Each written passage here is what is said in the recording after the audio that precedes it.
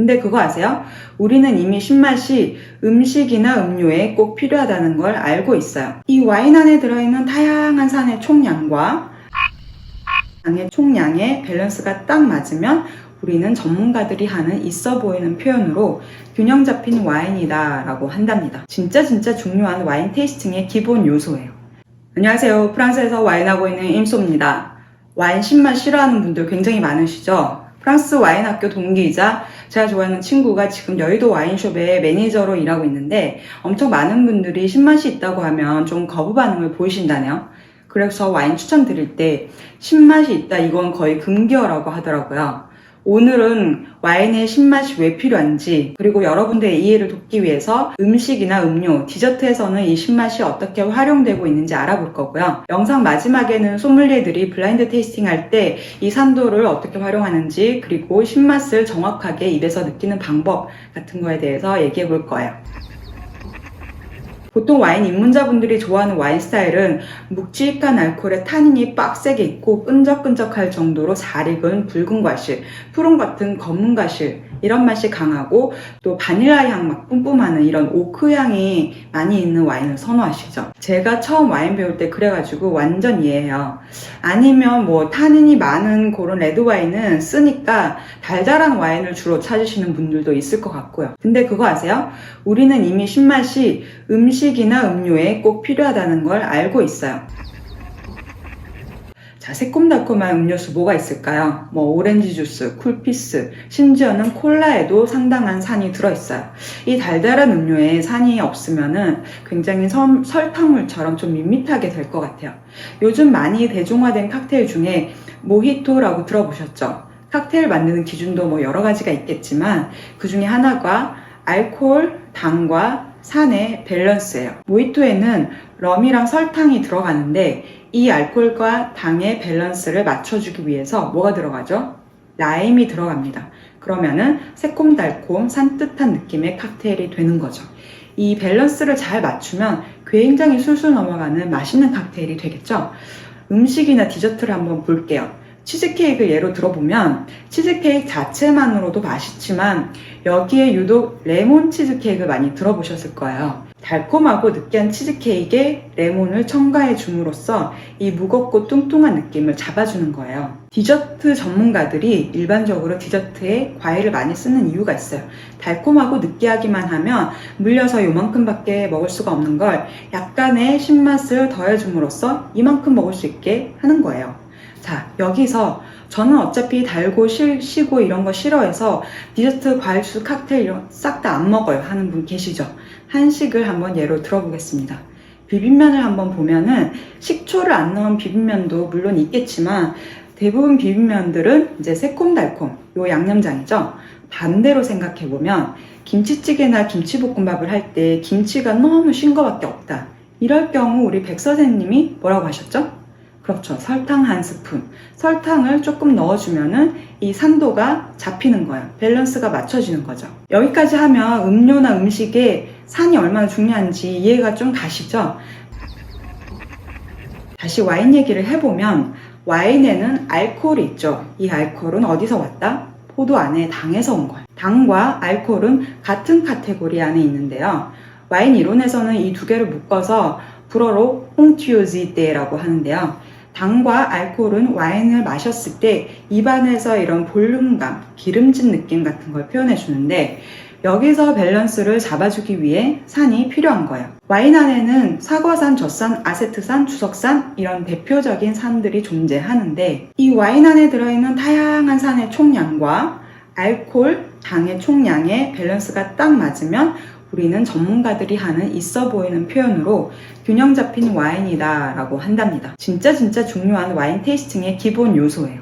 그림을 한번 보시면 정량적으로 알코올이 1인 와인에 산도가 1이다. 혹은 알코올이 3인 와인에 산도가 3이다. 이러면 균형 잡힌 와인이 되겠죠. 이 그림은 화이트 와인에 국한된 건데요. 레드와인 같은 경우는 이 두 가지 요소에 타닌이라는 게 더해져요. 레드와인의 균형감에 대해서는 다음 기회에 조금 더 깊이 있게 다뤄보도록 할 거고요. 레드와인도 마찬가지로 화이트와인처럼 알코올과 산의 밸런스가 맞아야 한다는 개념은 같습니다. 와인 생산자들이 이 알코올과 산의 밸런스를 맞춰주기 위해서 수확기가 되면은 수시로 하루에도 몇 번씩 그 포도의 당도와 산도를 체크하는데요.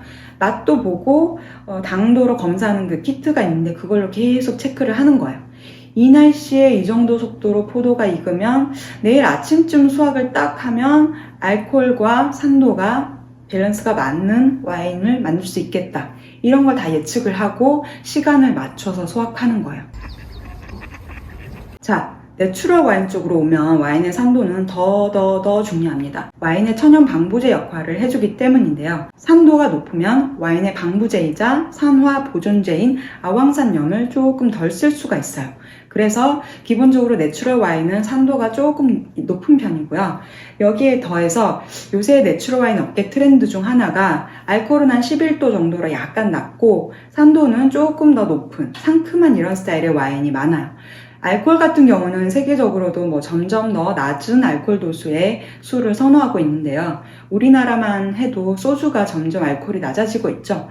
와인의 알코올은 포도 안에 당이 변한 거거든요. 포도가 가진 당이 원래 많으면, 그러니까 숙성이 많이 된 포도면은 알코올이 풍부한 와인이 될 거고, 당이 적으면 알코올 도수가 낮은 와인이 되겠죠. 그러면 요즘 트렌드인 도수가 낮은 드라이한 와인을 만들려면 어떻게 해야 될까요? 보통 와인이 한 12도에서 13도 정도 되는데 11도 와인을 만들려면 포도를 약간 빨리 수확합니다. 이렇게 수확을 빨리 하게 되면 산도도 덩달아 높아지게 되겠죠. 이렇게 알코올이 낮고 산미는 기준보다 약간 높은 이런 와인이 원래는 밸런스가 안 맞는 와인으로 여겨졌었어요. 근데 요즘에는 세계 내추럴 와인 애호가들이 이런 스타일을 선호하면서 많이 생산되고 있는 거죠. 미인의 기준이 계속 변하는 것처럼 와인의 트렌드도 조금씩 변하는 것 같아요. 이걸 클래식한 미인과 개성 있는 미인 차이 정도로 이해하시면 좋을 것 같아요. 그러니까 와인의 산도를 원래 좋아하셨던 분들은 내 입맛이 요즘 트렌디한 입맛이구나 하면서 쭉 그렇게 테이스팅 하시면 될 것 같고, 그럼에도 불구하고 나는 시큼한 와인이 싫어요 하는 분들 있을 수 있어요. 남들이 다 맛있다고 해도 내가 싫으면 싫은 거죠. 근데 여기서 와인 테이스팅 실력을 조금 그래도 키우고 싶다면은 와인을 마실 때 이 와인은 산도가 한 2, 알코올도 한 2 정도 돼서 균형감은 맞는 것 같은데 여전히 내가 마시기에는 조금 시네, 이런 느낌으로 테이스팅 하시면 될 것 같아요.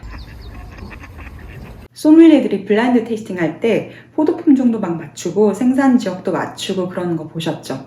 거의 마법사 같은 느낌이 드는데 사실은 여러 가지 요소를 가지고 종합적으로 판단해서 이거를 예측하는 건데요. 그 요소 중 하나가 바로 와인의 산도예요. 와인의 산도가 높으면은 이렇게 생각하는 거죠. 와인이 북쪽 지역에서 생산됐거나 생산하는 밭이 산 위에 있거나 바람이 많이 부는 선선한 지역일 것이다. 아니면은 포도 품종 자체가 산이 좀 높은 품종일 수 있겠네. 혹은 서늘했던 빈티지의 와인인가? 이런 식으로 예측해 가는 거예요. 산이 낮고 알코올이 높은 경우를 생각해보면 남쪽에 태양이 쨍쨍한 지역 와인이겠다. 산이 아니라 이렇게 평야 지역 와인일 수 있겠다. 아니면 날씨가 굉장히 더웠던 빈티지의 와인인가? 혹은 산미가 원래 좀 낮은 포도 품종이겠구나. 이런 식으로 좁혀서 추측해 가는 거예요. 아시겠죠? 자, 여기까지 산도가 이렇게 중요하다라고 얘기했는데 정작 나는 와인의 산도를 어떻게 느끼는지 모르겠다 하는 분들 계시죠? 걱정하지 마세요. 마지막 꿀팁 나갑니다. 원래는 그 혀가 이렇게 있으면은 혀의 양옆에서 산을 느낀다고 하는데 이 혀 지도에 대한 신뢰가 요즘 조금 많이 떨어진 것 같아요. 어떤 분들은 이나 잇몸으로도 맛을 느낄 수 있다고 주장하시거든요. 어른들이 틀니를 하면 맛을 좀 덜 느낀다라고 하는 거 들어보셨죠?